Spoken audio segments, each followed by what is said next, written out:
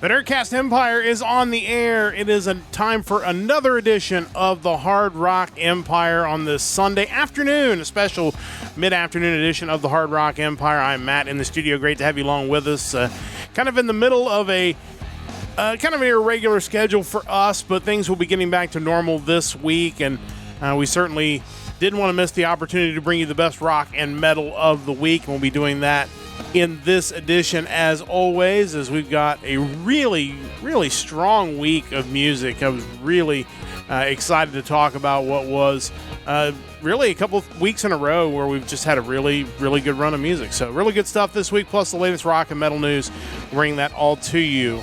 Joining me in studio, as always, is Mike. Mike, how's it going? It's going. Another really good week music-wise. I feel like once we got through that early first part of the year, kind of slow down in releases, once we broke through that and got to like normal weekly schedule, we've seen a lot of really good and really diverse music out there. Not just the same power metal every week or AOR stuff. There's stuff all across the board, and I'm really excited about that.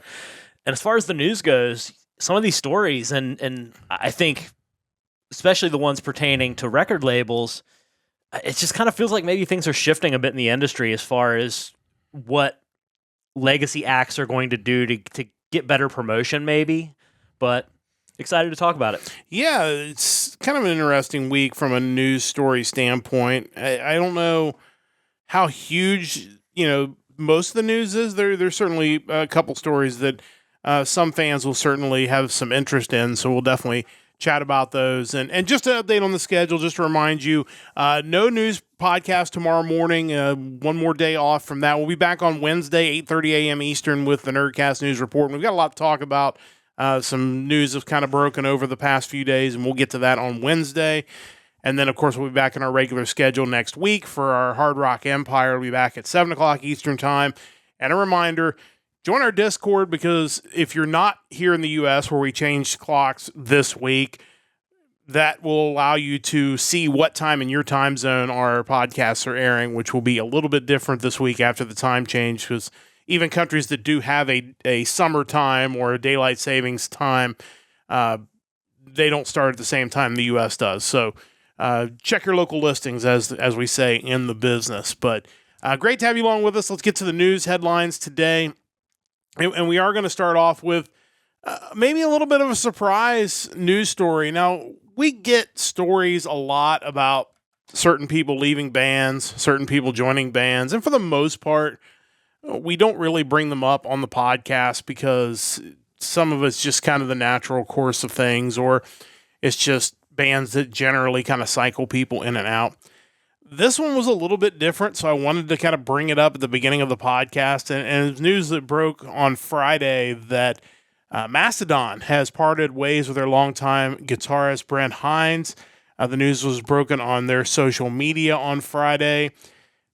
He's been with the band, or they've been together for 25 years. And I think, when you have a band like Mastodon, progressive metal act, and you see some of the interviews over the years, it seemed like a group that was getting along pretty well. It wasn't one of those bands that you always would hear in the news about riffs in the band or potential issues. This, at least from a casual standpoint, and I'll certainly get Mike's opinion, he's certainly more in tune with the metal news and the metal scene, but from a casual, it kind of feels like it came out of nowhere, which I think is really what's most surprising about it. Mike, I'm curious to get your thoughts on this. Yeah, that was kind of my thought too. Granted, I don't pay super close attention to the inner workings of Mastodon, but they've had the same lineup since 2000. This guy, lead guitarist, also one of their vocalists. They have 3 members of the bands that provide vocals, so it just kind of gives them a unique sound for that reason too. But I always kind of assumed he was one of the big creative leaders of the band. Like, he seems like a guy that has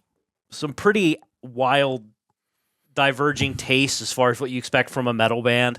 But, getting some of the sentiment I saw online on the Facebook posts and the X posts, some people kind of thought this might have been coming for a while. They seem to think that he gave them the impression that maybe he was a little detached from everything for a while, like he wasn't as engaged as he had been in the past. And he has several side projects that he does, ranging from a surf billy band to classic rock bands. I saw one Facebook comment suggesting that they seem to think he's more into country music and psychobilly music. So, Wow.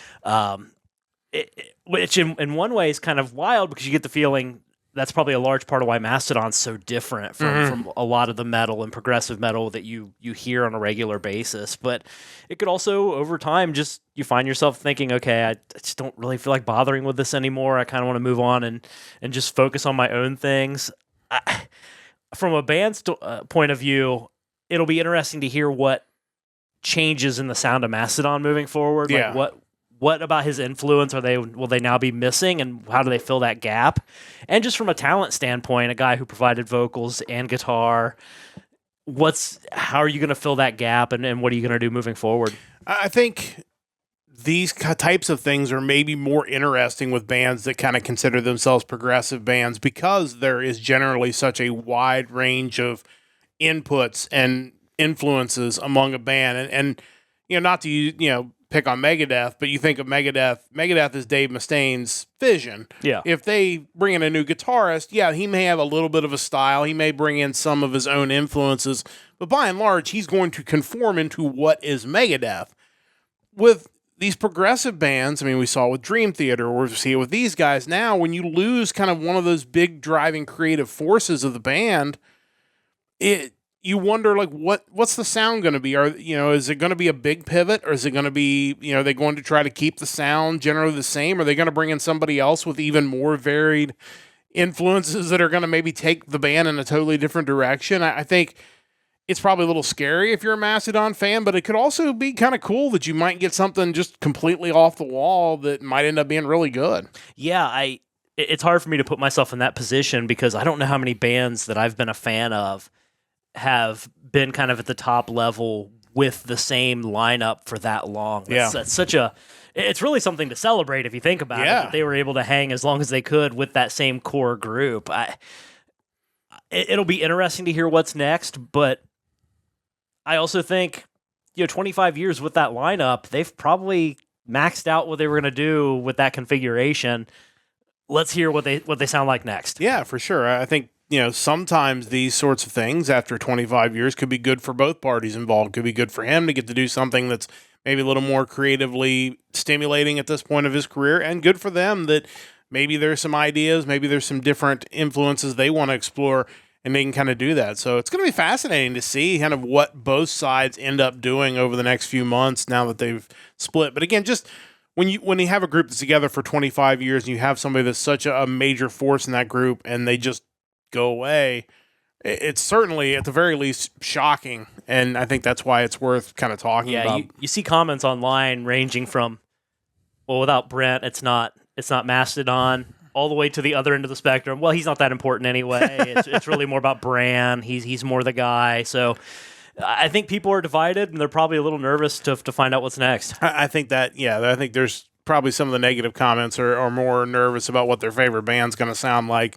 going forward. But we'll see. We'll keep an eye on that. And when they bring some new music to the table, we'll definitely check it out and kind of let you know what we think about that. But moving on, I mentioned Megadeth already. They were in the news as well this week. Of course, we've been talking pretty much at least monthly. There's a story that comes across Blabbermouth or Metal Injection about their new album. They're getting ready. They're in the studio. They've got ideas. They've done riffs. Well, now we're getting a little more kind of understanding about this new album, and really the big news that came out is that they are leaving their label, and they're going to be going to a label that is basically backed by Frontiers Records, who we talk about each and every week on this podcast. And they have created a new, what appears to be a metal label, I guess, for lack of a better way of saying it. I believe it's Black to Black, but it's spelled BLKIIBLK. But they're going to be releasing this new album on this new label. We have, professed how much we enjoy the work that Frontiers does with classic rock and classic metal groups, and now we're going to see them getting into maybe a little more harder metal by bringing Megadeth in. As a Megadeth fan, as a fan of Frontiers Records, your general thoughts on this news this week? Yeah, it's pretty interesting, and I would love to know kind of more the details behind the scenes of this. reading through both this article and then there was one from Blabbermouth talking about it as well. It's kind of wild that like Dave Mustaine has a history with the people who run Frontiers. Like, he talks about how long he met this guy and this guy years ago, and who would have thought they'd be working together now. Also, kind of an odd thing.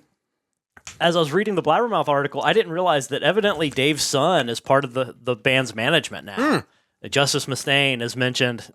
Like, if you go to his Instagram account, let's see, it actually lists him as artist manager Megadeth, director of global sponsorships and endorsements, and director of government relations. Wow, which is kind of a wild thing, but I mean, why not? I mean, he's got his own like tradecraft imprint. Why not make it kind of a family business thing? And I think his daughter is also a musician into like more the country music side of things. But I mean, why not? Yeah. I just wonder about the switch. I just like, what makes you decide to leave Universal? And my just wild speculation is that when you're a company like Universal, they're probably, if they're not downsizing, at the very least, they're probably looking at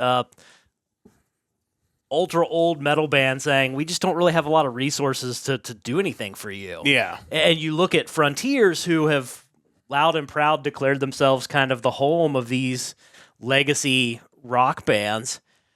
Why not? They started this Black to Black label that back in October announced Biohazard was joining. That was kind of their first big announcement. Why not move a little further to the metal side of things? They already kind of have the arena rock and AOR and power metal stuff on lock. It's wild. And given what we do every week, where we see the same few record labels over and over again, it just seems like there are some European companies that are really embracing the idea that they can be the home of hard rock from now on, and that bands can go to them and they don't need kind of the traditional record labels here domestically. And I think by bringing in Megadeth, you're basically sending a message to a lot of their contemporaries like, hey, whatever company you're still with, whether it's Universal or any number of, big name record labels that you've just had throughout your career, that as you start getting up there in your career, maybe they're not as interested in helping you tour or promoting your album.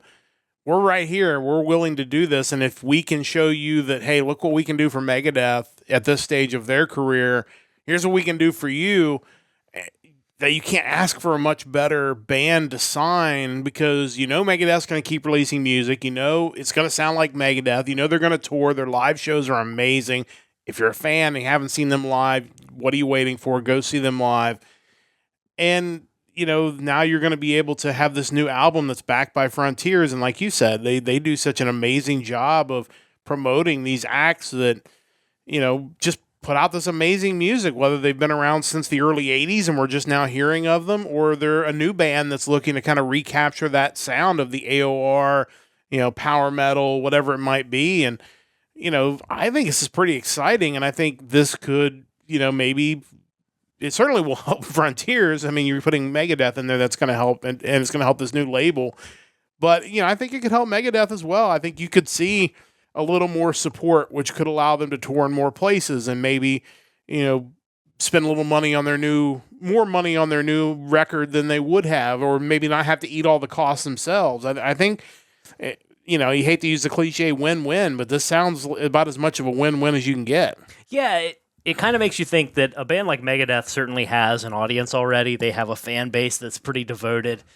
Why not sign up with a label that is going to give you kind of that same rock star treatment that maybe you haven't really received since the mid-90s? I think that's probably a large part of the difference. And kind of going back to a story we did a while back with M. Shadows and Avenged Sevenfold talking about touring in new markets, this, to your point, could also kind of help you break into maybe some new areas to tour that you haven't, that maybe Universal isn't really on the ball about getting you to those other countries. I don't know. Yeah, and I think you hit the nail on the head. And not to slight Universal, I'm sure they've done wonderful things for Megadeth. But again, it's the economy of the situation. You can have Megadeth, who, you're still making money on their back catalog, or, you can get a new hot act and push them out there and spend your resources on them. I mean, it's just logical. Do you want to, back a band that might only have another 10, 15 years of being around, or do you want to back a band that might have 40 years of being around? I mean, the money just,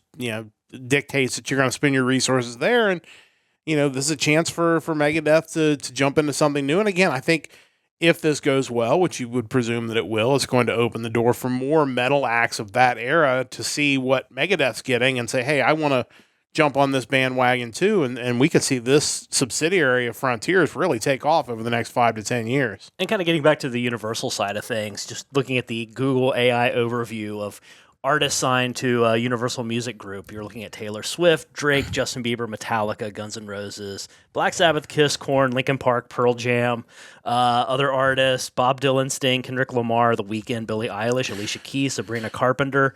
Probably, I'm guessing Megadeth probably isn't cracking the top 20 of your top grossing artists. And, as a result, maybe they're better off somewhere else that might treat them more on that level. Well, what's interesting is there were a handful of kind of new metal bands that you mentioned kind of in the middle of that list. Yeah. That you just start thinking, okay, there's some candidates for your next jumps. The bands that are definitely on the more of the end of their career. They're not Kendrick Lamar. They're not Taylor Swift.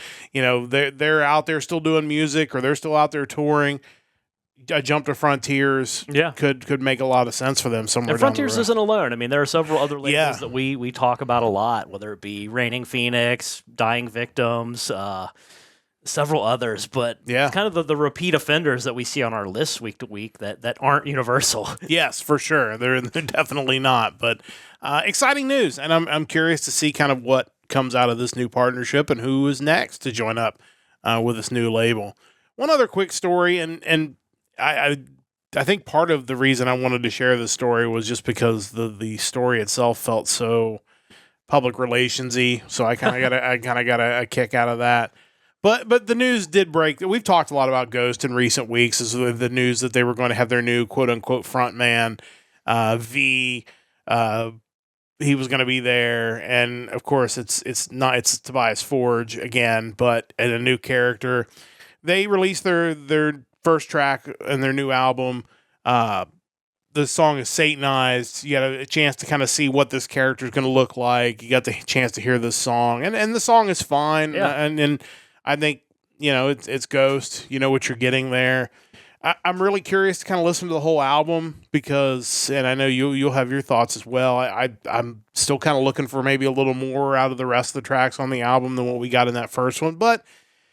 Again, it's Ghost. They keep finding ways to stay relevant and kind of do things that are just fun. And I think as long as you're not taking your metal too seriously, I think there's probably going to be something that you'll like when this new album, when you get a chance to listen to this whole new album. Yeah, I think the not taking it too seriously part is key because watching the video, it's so cheesy. It is. And the song's super catchy. I think it's kind of lacking that really good hook or like mega chorus that you had in songs like Square Hammer and Rats, Dance Macabre.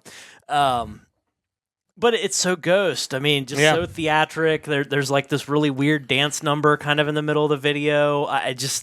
It's everything you come to expect from them. And the article's hilarious because it talks about the new version of Papa being terrifying and there being a face-melting guitar solo. Like, to me, the song was just a catchy gothic rock song with very poppy elements to it. It's what I expect from Ghost, and I'm fine with that. I kind of get when you read an article like this and kind of the more you think about the presentation of Ghost, why some of the more metal purists might have an issue with them. Like, if you try to sell them as this evil, satanic metal band that's super heavy, I think you're going to draw the ire of people who are into much heavier music. I also think the interesting thing about Ghost that probably bothers some of the more serious metal fans is that they kind of make it obvious that when you do the whole Satanist imagery and lyrical, visual themes, it's just as cheesy as like the overtly Christian metal bands. Like there's no real difference. They all come off as just kind of being silly. But again, if you're writing catchy, enjoyable music, I'm on board. To me, it's the modern hair metal. What they're doing is very similar to what a lot of the quote unquote hair metal did in the late '80s, which is write catchy songs, Yeah. make cheesy videos that Yeah. I always think when you talk cheesy videos, I think of the video to Round and Round. Yeah. Like, Think of that. I think Motley Crue's Too Young to Fall in Love. yeah. It's like, those videos are fun. Like there's nothing serious about any of them. And, I think, again, people criticize those bands as well, and they still do even to this day, and unfairly so, because again, I think a lot of their musicianship got lost in that labeling of hair metal. But the same thing with Ghost. I think people who are looking for them to be something they're not are always going to criticize them because they're not Norwegian black metal. That's what the imagery makes you think, is that all the Satan this and all this other stuff, and it's this is they're out burning churches. These guys aren't burning anything. Like, these guys are going out and playing pickleball in the afternoon. Like, yeah, I mean it's like Tobias Forge took the Swedish AOR music and then raided the closet of a Norwegian black metal band. I mean, that's kind of what you're looking at, and it makes for, again, enjoyable music, but kind of corny presentation. And I think, unfortunately, because of that combination, you end up losing both of the sets of fans, because you have the Swedish AOR fans that are like, what are you doing? Well, I'm not going to watch this band that looks like that. And you have the Norwegian black metal fans, obviously, that aren't going to watch that because it's not Norwegian black metal. So, again, I think if you know what you're in for with Ghost, you're going to have a good time. And I think that's what they're mostly about, is they're about having a good time making catchy, melodic, gothic rock songs. And if that's what if you know that's what you're getting before you go walk in the door, you're going to have a good time with these guys. And I'm interested in listening to this full album when it comes out. But again, people still misunderstand these guys, and because of that, there will always be critics. That's just the way it is. But definitely check that out. First song is out. You can stream Satanized on your favorite music platform. Real quick before we get started with the new music, just a reminder, if you're listening on our podcast network, which you can do wherever you download your podcast, we won't have the music clips on there. I always like to mention that. But, of course, catch us live on YouTube, catch us live on Twitch, catch us on the VOD on both of those, and hope that the muting doesn't take your favorite song away.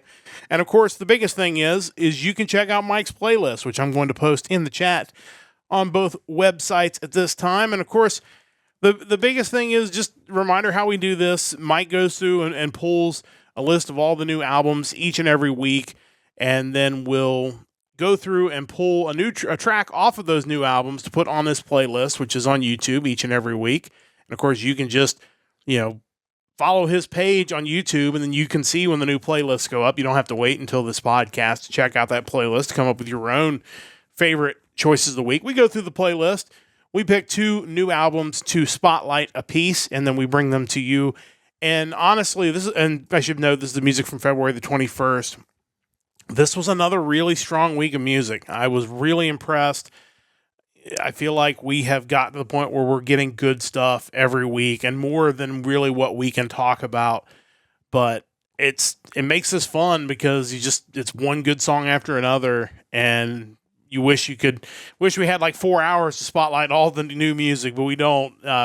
We try to get this done in about an hour. So check out that playlist. There's going to be some good stuff no matter what you're into. Guarantee there's something on there you're going to like. But it's time to get to the new music. It's time to throw it over to Mike. He gets us started each and every week with the 2 new albums from bands that he's going to spotlight this week. And Mike, I'll let you kick it off. Yeah, so before I get into that, I do kind of want to mention, too, that there were a few kind of major act releases that I think warrant some mention. Generally, for our 2 picks, we shy away from them and kind of favor more under-the-radar bands. For sure. But, we did have new releases from One OK Rock, the album Detox, as well as Killswitch Engage with This Consequence, both solid. One I wanted to give kind of special attention to, though, is the newest from Jason Bieler, the Baron von Bielski Orchestra. This is a guy who, I've made no secret, and I've talked about it in the past, kind of the main guy behind Saigon Kick. He was the lead guitarist, songwriter, and after their first 2 albums, the lead singer as well. And talk about a band who was so unfairly lumped in with hair metal when from their first album on, it was clear they were so much more than that. Yeah. And he's now on to the third Baron von Bielski album, still keeping that going, which is really cool. If you like Saigon Kick's vocal style and you like kind of outside of the box metal, this is definitely something you should take a look at.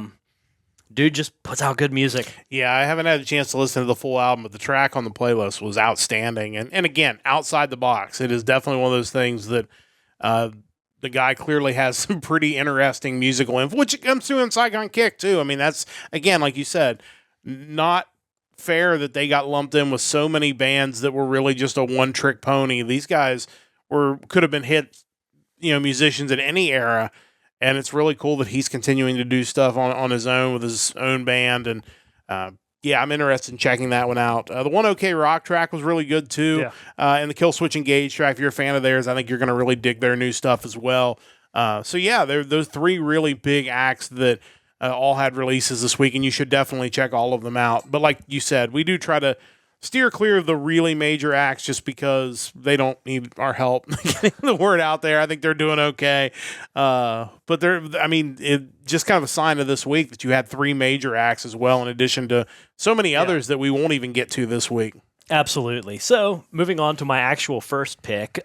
This is the first album from a California-based progressive metal band. I think the album was written and created in 2024, but it looks like they've signed with Wormhole Death, another record label we see pretty frequently, and the album's seeing a February 21st release. The album is Diamantide or Diamantide, and it is a self-titled album, and I'm not sure how they pronounce their name. Yeah, that's a good question. Diamantide? Yeah, that sounds reasonable. We'll go with that. The track on this is one I need to get to as well, because the track on the playlist was excellent, and I'm excited to get to hear this whole album. Yeah, I was really excited about this. Big fan of progressive metal, and I think when you couple it with female vocals that rock, I think you're onto something that we don't see enough of out there. Band's made up of Nadine Zakarian on vocals, Max Majari on guitars and keyboards, Joe Laundry on drums, and Alex Sandor Thomas on bass. Listening to these guys, you can kind of hear some Dream Theater and Queensryche, which is certainly not a bad thing. I mentioned before, Nadine's vocals have enough rock to keep the band from drifting too far kind of into the symphonic side of things, which I think a lot of times with a lot of female-fronted metal you run into, we hear it a lot, but I'm kind of glad that this still rocks quite a bit. Mm-hmm. There are a few guest appearances on the album to give it a little bit of star power, including Tom England, the guitarist and singer from Evergrey, Roberto Tarante from Labyrinth, as well as Mark Basile from DGM.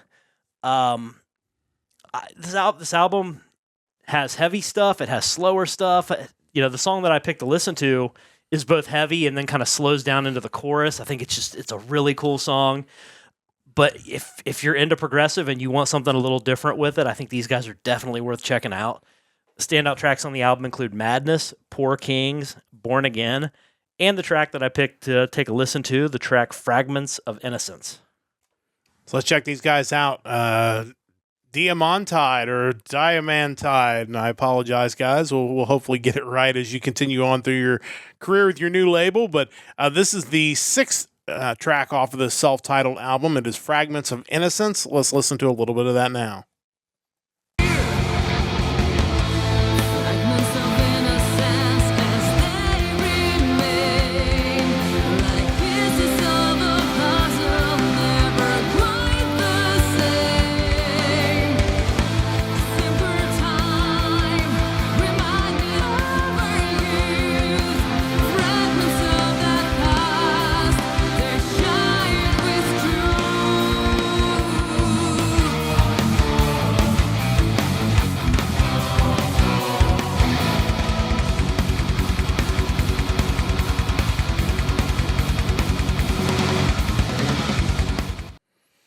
Yeah, they changed gears about 3 times in that 35 second clip. It was, you have, like you said, the vocalist that rocks. You have, kind of a prog guitar, and then we just come flying in with what sounds like a double kick. Yeah. The drums just going to town, and it's just a well-rounded sound. And again, with all progressive bands, we talk about this a lot. You always worry. Sometimes, is there too much going on, because then it gets to be in its way. But these guys have found a way to do all this stuff and yet have it all work together to make this end product just sound so good. Yeah, it's wild. You had the chorus that slowed it down and felt really like emotive, and you could really, really latch onto it. And then, the guitar part leading out of the chorus sounds like Dream Theater. Yeah. Like, just very much like something John Petrucci would play. And then it kind of kicks into almost more of a thrash sound with the kick drum, and just really cool stuff. And the album's full of variety like that. Yeah, I'm excited to get to listen to the whole album. But check those guys out, Diamantide or Diamantide. That's the problem when you highlight lesser known bands, is like you can't just find, well, where's that interview on YouTube where they're talking to the members and using the band name over and over again, giving me the pronunciation. You can't always find that. So we will try to get that right going forward. But check those guys out. That really just an interesting, exciting sound from them. But you got a second pick, as always, this week. And this is one I think we'll be able to get this name right, a little more straightforward for us. But what do you got for pick number 2? Yeah, thankfully, the band that isn't from America has a name that is easy to say. I appreciate that. So I've mentioned it numerous times in the past. I'm a big fan of any kind of traditional metal revival kind of sound, and these guys have it. It's another new band. This is the first full-length album from these guys. They're a Spanish heavy metal band. Album was released by Dying Victims Records. The band is Sinner Rage, and their debut album is Power Strike. Yeah, I listened to this album, and it was really good, and I would not have guessed until I did a little research myself while I was considering picking these guys, that the fact that they were a new band. It sounds like and looks like a band that has been around for a long time, that is just continuing to release music. But no, this is something new, and it's a really smooth, quick listen, because it's 31 minutes and 8 tracks. But man, it was really, really good. Yeah, it's wild, because every week I feel like we have that blend of new bands kind of celebrating that traditional metal style with the occasional, this is actually a new wave of British heavy metal band. They've been around since 1978. So you have to take a look and find out, what you're dealing with. And in this case, these guys are a new band.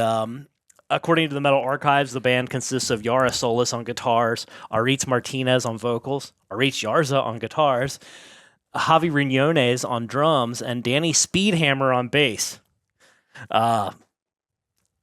Like I mentioned, I'm kind of a mark for any kind of traditional sounding metal band, and here's another. What I enjoy and what this band does that I think the good bands do is that they can capture that traditional metal sound, but not at the expense of sounding modern. I think some bands kind of go too far the other direction, where they want their album to sound like it was recorded on a tape recorder. Yeah. And these guys definitely don't. The sound is big. Everything just sounds and feels amazing, like it's all been done on modern equipment. The Bandcamp from Dying Victims, their Bandcamp, the record labels, describes the album as follows. Truly titled, Power Strike is a pitch-perfect throwback to the days when heavy metal supremacy were ruled by the likes of Judas Priest, Saxon, Queensryche, and Crimson Glory. Moving at a disarmingly relaxed strut, Sinner Rage convey charisma and simple yet assured power during every second of this short and sweet tome. And yeah, that is what it is. The album doesn't stay around very long. It's not ultra speed metal. They're not trying to get anywhere necessarily all that quickly. A lot of it's kind of mid-tempo stuff, but it's heavy. It's Aritz Martinez's vocals fit perfectly. It's just another instance where a band, you can tell that they really love that kind of 80s era of metal, and they're certainly doing it justice with the music they're releasing. Standout tracks on the album include Highway Nights, Chained by Night, Angel of Combustion, and the title track, which I picked to take a listen to today, the song Power Strike. Let's listen to these guys. It's Sinner Rage with their new album, Power Strike, and it is the title track, the first track off of this album, Power Strike. Let's listen to a little bit of that now.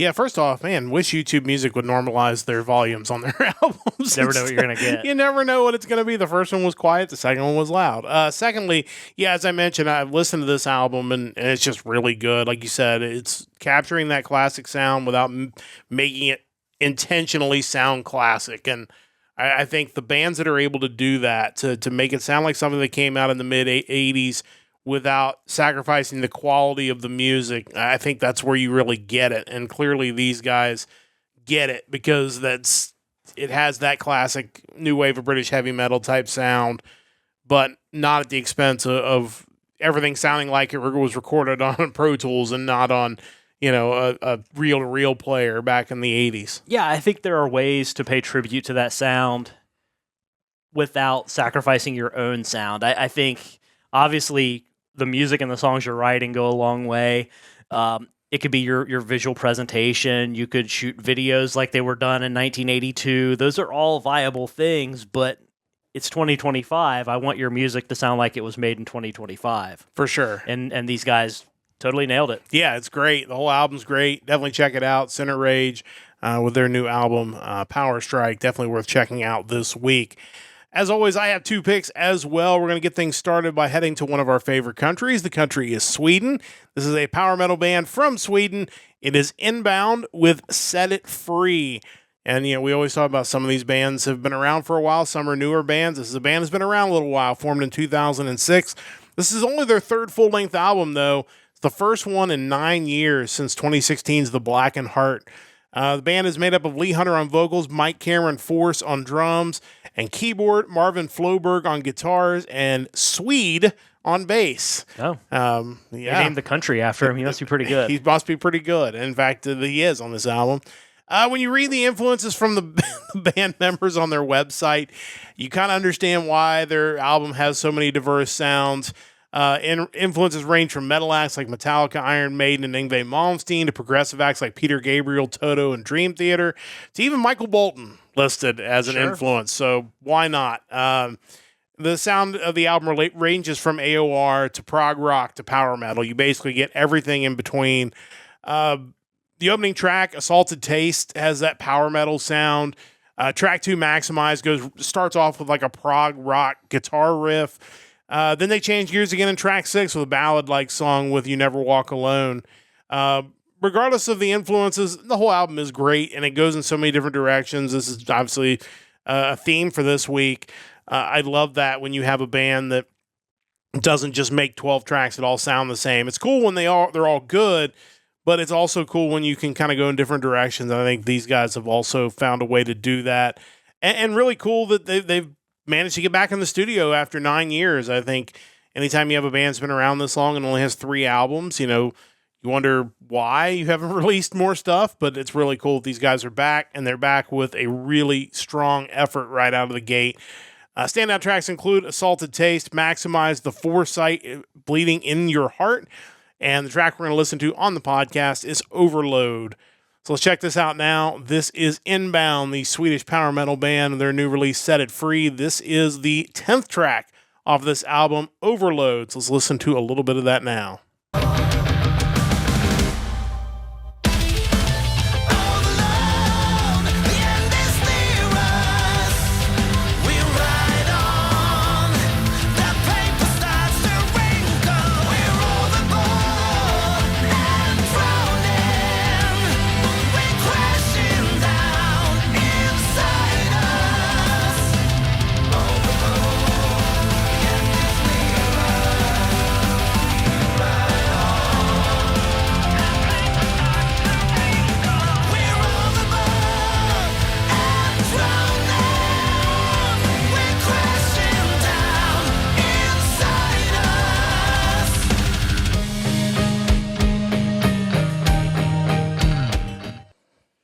There's another one of those bands that immediately switch gears after the chorus, and we can't play it this long to play it, but in about another 40 seconds or so, there's a killer guitar solo that runs about 30 to 45 seconds. That is another shifting gears in this song. But again, these guys, a lot of varied influences, and because of that, their sound is very varied as well, but really good sound. Your thoughts on Enbound?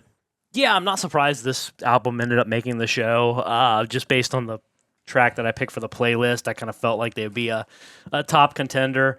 It's definitely something I want to give a better listen to after the show because I really didn't get a chance to jump into it fully. But yeah, great sound. Yeah, really, really excited to hear what these guys continue to do. Great to hear them back in the studio after 9 years and came in with a really strong effort. So check out Enbound, my first pick for this week. Time to get to my second pick, and we are headed to Ireland for pick number 2. This is a melodic rock band from Ireland. It is, I believe, 13 Doors, but it is written in Roman numerals, XIII Doors, with the album Into the Unknown.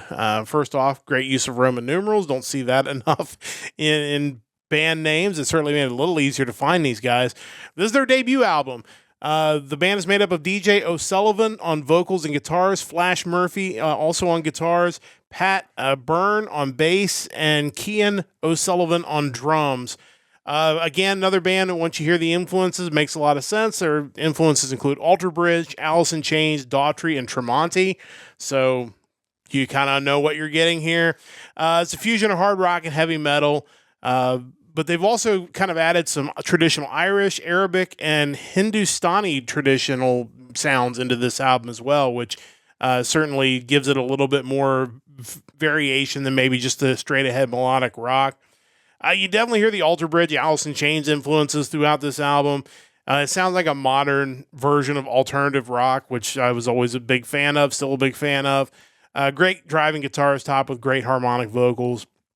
It's another album that I just really enjoyed from the beginning to the end. And, you know, these guys are getting out on the road. They're going to be touring in support of Michael Schenker's upcoming Irish tour. So the fact that they're going to get on the bill with his, I think he's doing his, like, My UFO Days tour in Ireland. That's really cool for these guys, just releasing their first album. So excited to kind of see them continue to take off. But if this first album is any indication, they've got a bright future ahead. Standout tracks include Unleash the Beast, See How You've Come So Far, Lead the Way, and the track we're going to listen to on the podcast is Face the Truth. So let's check these guys out now. This is 13 Doors with their debut effort Into the Unknown. This is track number 5, Face the Truth. Let's listen to a little bit of that now.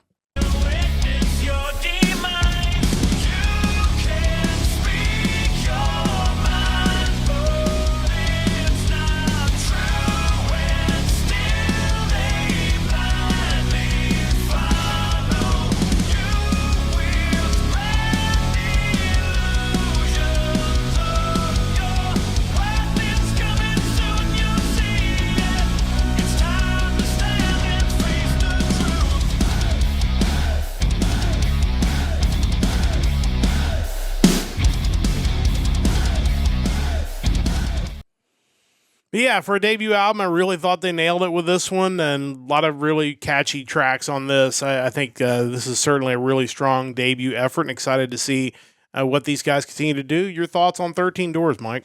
Yeah, I think anytime a band wants to kind of do the modern post-grunge alternative rock sound and they're drawing inspiration from a band like Alice in Chains, you're on the right track. I think what always set them apart to me from the other bands of their era was kind of that dual vocal harmony they had between Lane Staley and Jerry Cantrell. And clearly these guys enjoyed that as well because they definitely have the harmony going with their vocals, which I think more modern rock could use. I think that's something we don't get enough of anymore. And when you hear it and you know it's something new and current, it's just really encouraging. It's almost always something that as we go through these playlists every week, when I hear a band that does it well, that album jumps to the top of my list of the ones that I want to check out the whole album, because it's just another level of musicianship. Obviously, it's great when the guitars sound great and the drums and the bass, but like when you can use the vocals as a weapon as well, if you can, make them a little more than just one person singing,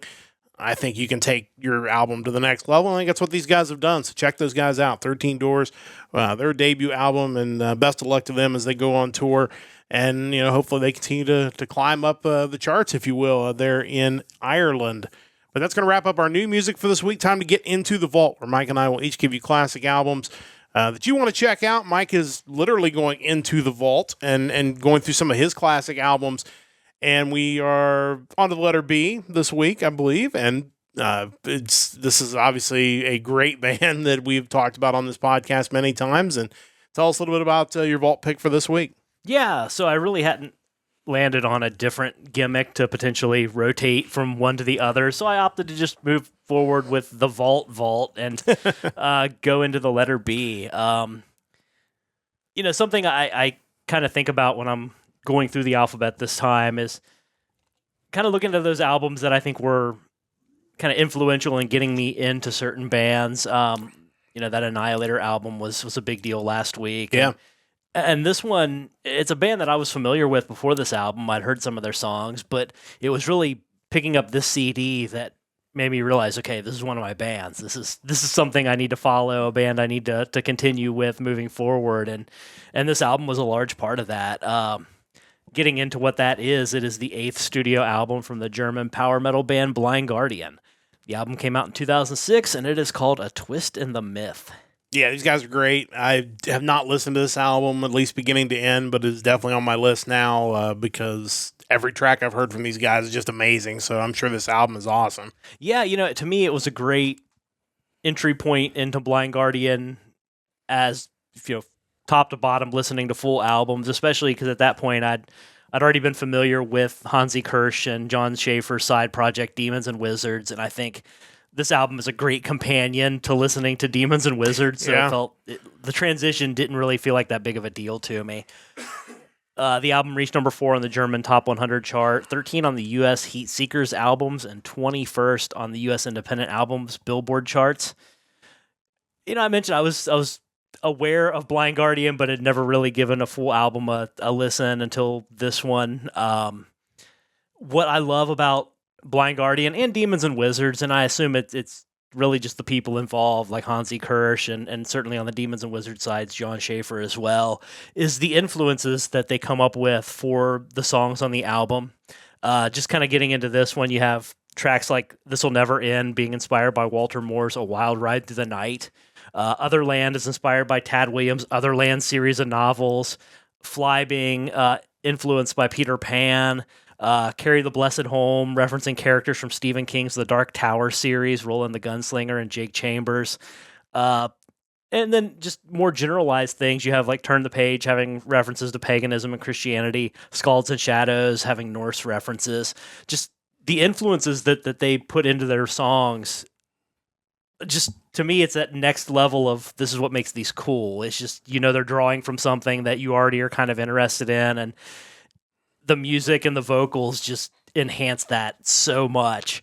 Another cool thing on the album is if you have one of the kind of the special edition releases that have the bonus tracks, there's a song called Dead Sound of Misery, which is essentially the same song as Fly, only the lyrics are different and it's done in a different key. Oh. So it kind of gives it this weird, like more ominous tone compared to Fly. It's just kind of a really neat thing and a gimmick that I would kind of like to see bands do more of, because I think that's just a cool way to give yourself a bonus song that's still kind of already a song. It's just, obviously you could spam that too much and it would be lazy, but I think in this case it really kind of gave the album that another just classic track that you have to listen to when you go through it.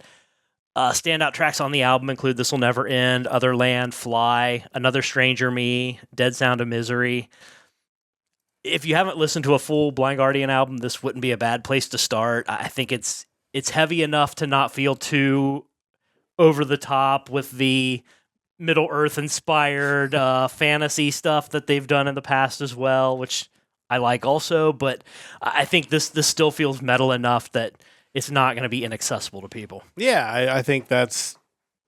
I mean, both of the stuff they do are good. When they're a little over the top, it's good. When it's maybe a little more grounded, it's good. But yeah, I'm excited to listen to this album and kind of get to hear this one beginning to end and kind of get into maybe one where it's not quite as over the top. And just made me think that the one I did not pick for the vault this week was, I saw Sabaton's The Great War was on 2019, and speaking of over the top, that would be a band that when you think all of their albums were The Great War. Maybe, and it could be. I mean, why hasn't a band done that? We'll just name the album the same thing every time.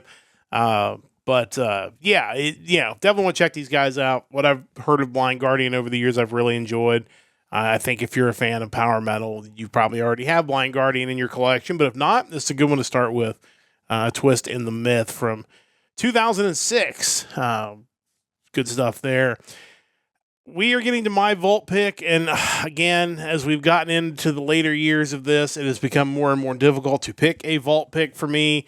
Not a lot of these albums are ones that I've listened to. I ended up listening to 3 of these albums over the last couple of days just to actually hear the whole album. One that's still on the list to play, and I'll let Mike talk about it a little more in detail when I throw it to him at the end, is Moonglow from Avantasia. Came out in 2019. I should know these are all albums that came out in 2019. We're going to do this for one more week, 2020 next week, and then we are going to pivot into Frontiers bands, which I've got an idea for the Frontiers gimmick, what I'm going to do. We'll go through A to Z, but we're going to stay on each letter for 2 weeks in a row. The first week, I'm going to pick a Frontiers act and then pick an album from them and spotlight it. The next week, I'm going to put all the other Frontiers acts with that letter in a randomizer and have it randomly spit out a band, and then put all their albums into a randomizer and have it randomly spit out an album. That's interesting. And just see, I just thought, well, that would be kind of fun just to let fate determine what my next choice is going to be. So we'll be getting to that in a couple weeks. But we're still on the year-to-year thing. Here's 2019. Moonglow from Avantasia came out in 2019. Avantasia is great. Like I said, we'll let Mike talk a little more about this one, but it's one that's on the list to listen to. The other 3 are all ones that I did get around to. Some of them I'd heard some of in the past, but this was a chance to kind of go beginning to end. Baby Metal's Metal Galaxy came out in 2019. To me, as I listen to this one, there are definitely some tracks on this album where it feels a lot like what I really enjoy about Baby Metal. Kind of catchy singing with the metal in the background. There are also some tracks where they're starting to kind of get off that path, and it feels like this kind of set the tone for some of their releases in the 2020s that maybe I haven't been as big a fan of as some of their earlier stuff, but that's just me. If you're a fan of that stuff, it's there, but I kind of more enjoyed their early stuff more, and there's some of that on this album, so it's definitely worth checking out. The Verdict from Queensryche came out in 2019. I had heard a couple tracks off of this. Listen to the whole thing today. It's great. Like, again, Todd Latour coming in. It definitely has a Queensryche feel to it. I think he really did a great job with the vocals on this, and the sound is really good. That's really good beginning to end. I'd encourage you to check the whole thing out. But kind of went off the beaten path for the pick, and every week there's more and more Japanese bands that kind of make it onto the Wikipedia list for bands that have a full album release. And one of the ones this week was a band that we've both been fans of their opening and ending themes. It's the Peggies, and it was their album Hell Like Heaven. So that is my pick for the vault this week. The reason it jumped out at me, and of course, if you are a fan of anime music, the first track on the album is Kimi no Se, which is from Rascal Does Not Dream of Bunny Girl Senpai. Just a really catchy song. But, well, we'll start with this one because I'm sure that if this is good, I'm sure the rest of the album will be good. And it was a really catchy album. If you're a fan of that song, you're going to like everything else that's on that album. It was actually the 3rd single off of that album. They also had a song called Dreamy Journey, which is a ending theme for Boruto. They also had a couple of songs on here that were themes for regular TV shows as well. Baby was for a show called King's Brunch, and then Tomorrow was a theme song for the Abema television network for something. I'm not really 100% sure, but really catchy group. The shame of it is this group is no longer active. They disbanded back in 2022. No word on whether they'll ever get back together in Japan. It's just one of those things. Sometimes you have these bands and they're really hot for a 4 or 5 year period, and then they just stop and everybody goes their separate ways, and it's just nobody ever talks about it again, and they don't get back together. So their anime music's really good. If you're a fan of that, I think you'll definitely dig this album, Hell Like Heaven. And it's kind of sad that they're not making any new music because there's new shows in that Rascal series that continue to come out. And it just feels like it's a little empty without those guys doing it. Probably also explains why they didn't come back for more seasons of Rent a Girlfriend. Now they just weren't, I wondered why you would not bring those guys back, and then now I know the answer to that because they just weren't performing music anymore, which is sad. But yeah, catchy album, worth checking out. Of the other stuff that I know that you've heard that I mentioned, and then other stuff that I might have missed, what jumped out at you from this year? Yeah, so obviously the Avantasia album, Moonglow. Avantasia is always solid. This album, like so many of the others, have just a ton of guests on it, which kind of give it that larger-than-life presentation. You got Hansi Kirsch, Ronnie Atkins, Jorn Land, Candace Knight, Jeff Tate, Bob Catley, Michael Kiske. Just anyone who's anyone is on this album. And it's got some great tracks. Ghost in the Moon, Book of Shallows, Moonglow, The Piper at the Gates of Dawn. If you like what's essentially kind of like power metal jam project as far as just an all-star team of power metal, there's no reason why you haven't already checked out Avantasia. Children of Bottom released their final album in 2019, Hexed. A band that I've always wanted to get more into, and sadly it wasn't until their final album that I actually bought one of their albums when it came out. Unfortunately, this was a year before Alexi Laiho passed away. Dude was just a force of nature on guitar, and just if you're looking for a way to get into kind of more melodic death metal, these guys are a great place to go because the musicianship is so high, and it's just they have that melody that you look for even with the death metal vocals. Some of the good tracks on that include The Road, Glass Houses, Hecate's Nightmare, Platitudes and Barren Words. Just really good album, and obviously worth checking out that band. You mentioned Queensryche. That was, like you mentioned, Todd Latour and Queensryche. They everything they do sounds good. Like, is it the level of Empire or Operation Mindcrime? Maybe not, but it's still very, very good metal. Yeah. There were some others that I haven't had a chance to listen to that I still want to. Amon Amarth's Berserker, Blind Guardian Twilight Orchestra, Legacy of the Darklands. I own that, and I've never really given it much of a listen, but it was basically Hansi Kirsch playing by himself with an orchestra. Oh, wow. So they didn't even really call it Blind Guardian because it wasn't really Blind Guardian, but I'm sure that's amazing. Let's see. In Flames, Eye the Mask. Big fan of In Flames, but never really gave that the chance that it deserved. Mrs. Green Apple released Attitude in 2019, had the song Inferno from Fire Force. And then finally, Sonata Arctica released Talvio in 2019. They're always solid. It may not be my favorite Sonata Arctica album, but still has good tracks like Message from the Sun, Cold, Who Failed the Most, A Little Less Understanding.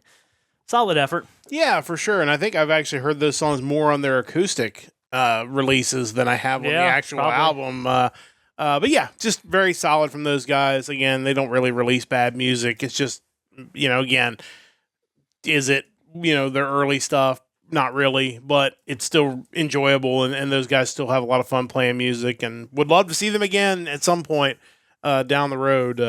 They put on an amazing show. But yeah, 2019... like I said, a little thinner. We'll get to 2020, which I'm a little nervous about because it was the pandemic. It was better than the 2 years prior. It was. 17 and 18 were rough, but 19, I at least had a decent list of albums to look at. A little worried about 20 because I just wonder how many albums got pushed back because of the pandemic. We'll see when I open up that list next week. Should be very interesting, but that'll be the last week of the year by years, and we'll jump into something new in a couple of weeks. But with that is going to wrap things up for this edition of the Hard Rock Empire. We appreciate you joining us as always, and we'll be back at our regular time next week, 7 o'clock Eastern time. And again, that may be an hour different than you're used to listening to us because of the time change, so make sure you join our Discord, which is in the link on both the Twitch and YouTube chats. Join us there, and you'll know exactly when we're going to be on the air. We'll be back with our news podcast on Wednesday and Friday this week. The Nerdcast News Report, 8:30 a.m. Eastern time. And again, time shift going to be a little different. Make sure you check that out. A lot of big news to talk about on Wednesday. We'll be getting to that coming up this week. Big thanks to Stove Lake Media for their continued support of our podcast. Big thanks to everybody for joining us. Big thanks to Mike for all the work he does putting together this music podcast each and every week.